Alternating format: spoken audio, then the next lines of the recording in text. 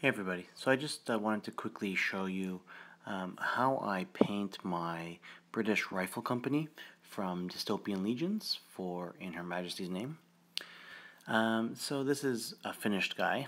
I didn't actually take step-by-step photos, but I did take photos later on of the paints I used so I can show you that way.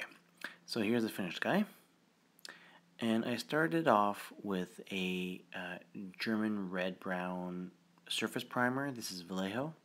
I've used the brown a number of times now, and I really do like it. It's not black, and it's not light. So, I don't find a big difference between using black and white really for in terms of brightness of the end product. But I do like I don't like using black. White I like. The beige I like as well, that light beige that I've used. But this I like every once in a while, especially if there's going to be a bunch of dark colors. Next comes Guncore Brown, and that's the wood on the rifle and on the canteen that you don't see here, but it's just two little spots of brown, easy peasy. The gun, I just slather it on, and yeah, no worries. Then comes pig iron for the medals. So this is pretty much the chest plate, which is also on the back, and the medals on the rifle. And I do a good job here, covering up anything that's metal.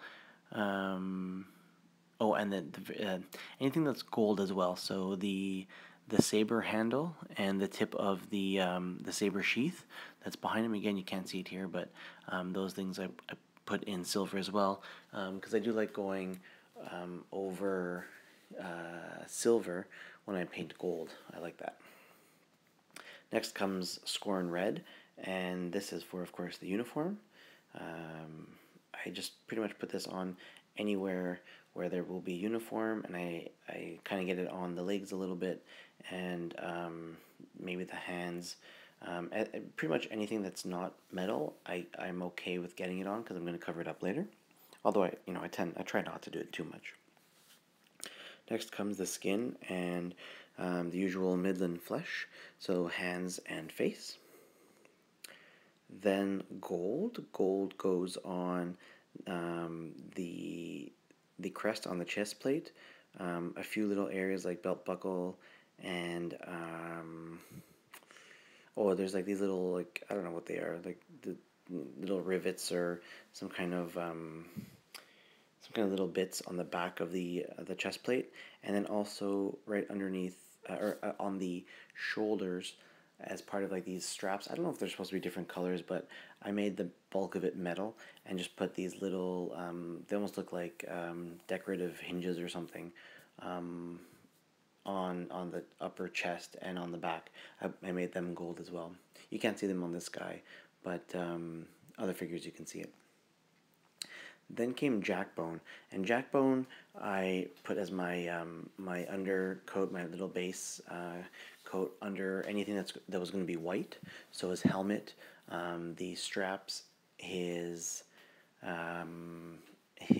little pouches, his pouches along his belt itself, where you can see it, and on a number of figures you can actually see the belt on his back.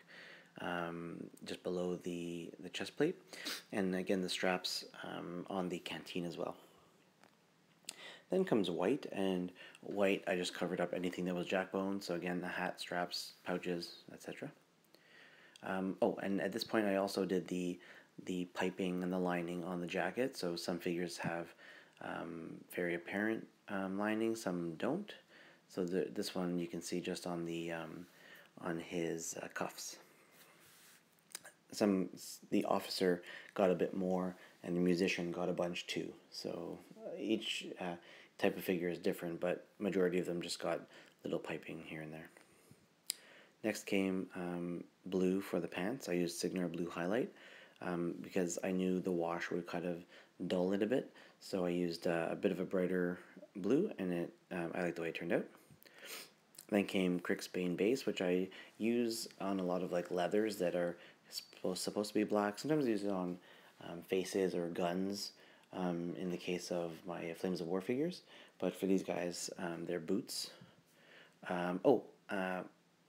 Forgot to mention that I also put blue on the helmet, on that what I don't know what it is. There's like a ring around the helmet. I made that blue as well.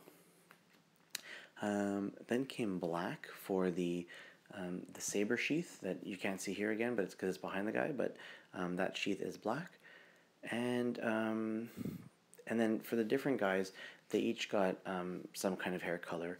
A couple of them came out blonde, and I used rucksack tan for that. A couple others I used a lighter brown. A couple others I used darker brown. One guy with the beard I used white because I wanted him to look a little older. But it's a variety of different colors and nothing special, just base coat of that color, and then the wash would fix it up later. And there's the wash I used, Seraphim Sepia, and that's what I use on pretty much everything these days. I do have to pick up some more, and I haven't been able to find it, which is really frustrating because I actually had to add some water to it just to make it last a little bit longer. I just need it to last long enough that I can finish up the minis that I have. Hopefully this week I can head back out to my favorite gaming store, and hopefully they have some in there. Now, not for this guy, but some of the figures, namely the officer and the specialist with the flamethrower, they had some extra padding on their legs, so they got troll blood highlight to in those areas. So it's just again quick one single layer of that over the padding, and then it was done. So the wash went over all that as well, and they came out the way they did. So like I said, I might one day go back over the white areas, especially the strapping where it's supposed to be like a leather, a white leather, and just give it a bit of a I don't know what you would call it, not a wash, but maybe a glaze in this case. I just want to bring back out the white and not make it so dirty with the wash. The helmet cover, I wouldn't mind if they were all a bit more uniform and a bit lighter, but they look okay. They look like they're on duty. They're on campaign or mission or whatever you would call it. Yeah, looking like they're out in the field. So anyway, that's how I paint a British rifle company from Spartan Games for Dystopian Legions, and I'm using them for In Her Majesty's name. Hope this helped anybody. If just like my Screaming Eagles little tutorial thing, this is a quick and dirty way to paint these guys up. Thanks for watching. Have a good one. See you later.